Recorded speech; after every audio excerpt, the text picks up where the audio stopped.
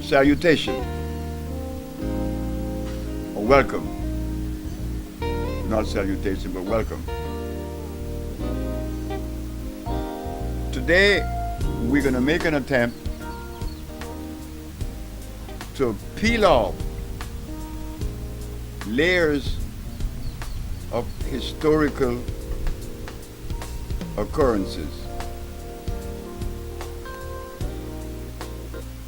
We, as African people or black people, have been told many things by many people about our history. But we ourselves have not done the proper historical documentation that need to be in the area of nutrition.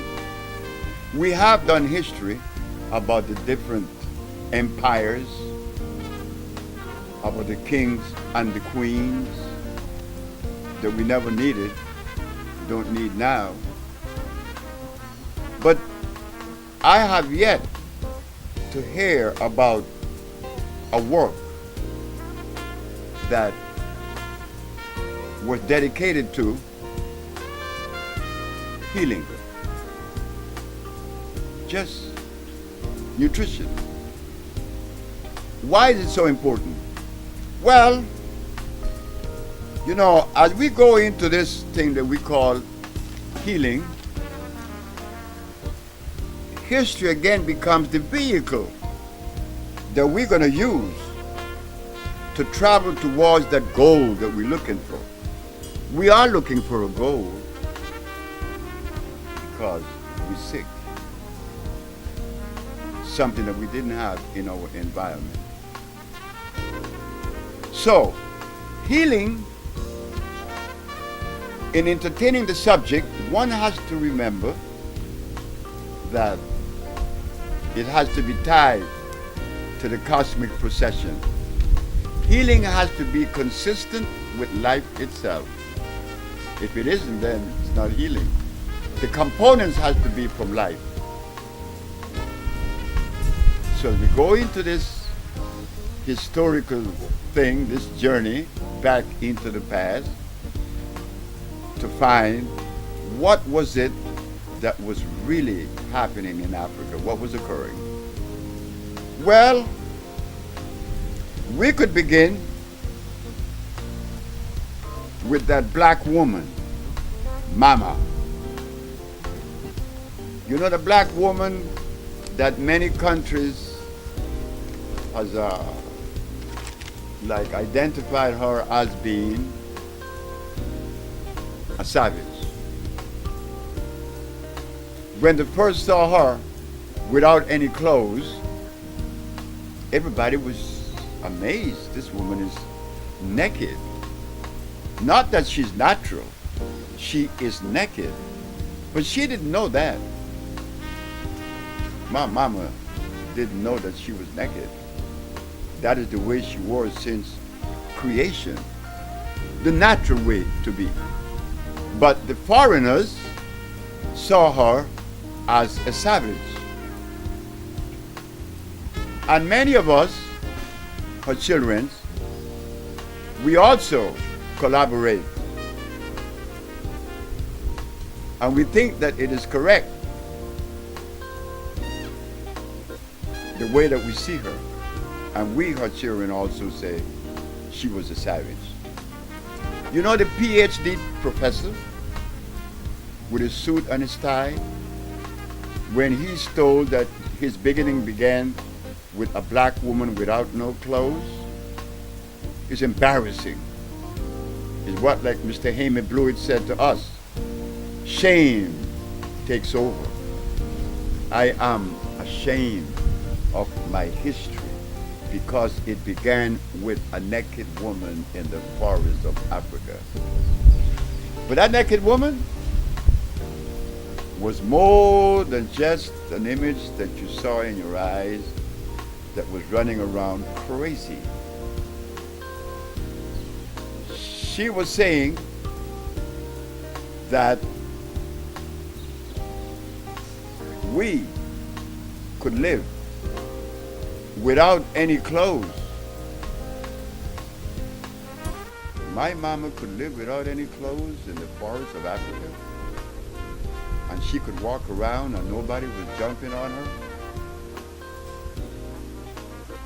Well, was she a savage? Or was she showing that she lived in a highly ethical and moral society? You know the conversation that I had in Brazil where the Russian said, hey, before you say something about your people, just remember that your mama didn't have any clothes on just 500 years ago.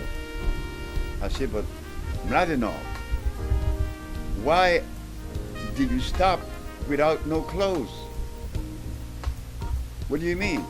I said, but you're saying that my mama didn't have any clothes on 500 years ago, but she didn't have any supermarkets, and she didn't have any doctors. She didn't have any hospitals. She did not have any disease. Mama didn't have any clothes on. That's all. Well, mama didn't have alcohol. Mama didn't have any drugs. Mama didn't have any money. And by the way, we are going to go into it a little bit more. You see what happened? Like everything else that's occurring today in this 20th century, we misinterpret. We black people, we have been vulnerable to the research that others has done about our mama. But as we look closer, we find that mama was ethical and moral and shameless. I wish that we could do that now if we think that she was a savage. You tell your woman today to walk the streets without no clothes on and see who is the savage. So as we leave that part of mama where she shows that she was highly ethical and that she lived in a very beautiful environment with her brothers and her sisters, now we go into her diet. That's very important because you see, her diet was consistent with her cellular predisposition. Her diet was like the eagle. The eagle doesn't eat the diet of the quetzal bird because the quetzal eats only fruits and seeds, also the lovebird from Africa. But when you go to the eagle, which is a bird, he eats meat. The eagle eats meat. Then we leave that bird, we go to the gorilla and the polar bear, like I like to use. The polar bear has to kill his food. He eats blood. Not so for the gorilla. He has nothing to do with blood. His is leave. He doesn't have to kill his food. His food is all around him. So this question I'm reading to is this. The gorilla has his food designed by nature. The eagle has its food designed by nature or God. Do you believe that we are exempt? No, we are not. We are not exempt. We have to follow that same law, that rule, that cosmic arrangement, the one that dictates, not the one that is philosophy, the one that dictates from the core of life since creation. We are subjected to that same law. There's a little frog in Puerto Rico. They call it the coqui. That little frog, if any of you have visited Puerto Rico, you will hear that little frog all night singing, coqui, coqui, coqui. If you move that frog from the island of Puerto Rico and put it 7 kilometers away, Vieques, the frog dies. The frog will die. The frog would no longer sing. We are seeing that this frog is showing us that the frog has to live within that cosmic arrangement to survive, to live at its optimum level of life and expression. Well, are we exempt? Our mother didn't have any rice and beans, hog maws and chitlins. Our mother didn't eat garbage, and she didn't produce garbage. She didn't have ham because she didn't eat meat. Well, this is interesting now, isn't it? Our mother didn't eat meat? No. There were no cows in Africa. They didn't have any hogs or chicken, lamb or goat. Those things aren't African. But there are many Africans today that believe that yams are African. Cassava is African. When an African believes that these things are African or natural, well, it only means that we have to go and do further research. That's all. We have to go and do further research. Something has been derailed. Or we have been derailed. So when you believe that starches, such as yams, was part of your diet, well, that's it. Slavery is back again, or never left. So our mother, living in an alkali environment, didn't eat the things that would bring disease. This is why she showed that she didn't need a hospital. But there's something else about this black woman in the jungles of Africa. She didn't have any serial killers. She didn't have any children that were disobedient. There was no chaos.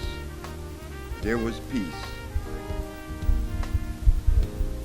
Myself, unlike most of my brothers and sisters who has been to Egypt, and they did research on Ramses and Nefertiti, Cleopatra, I was never interested in Egyptian history.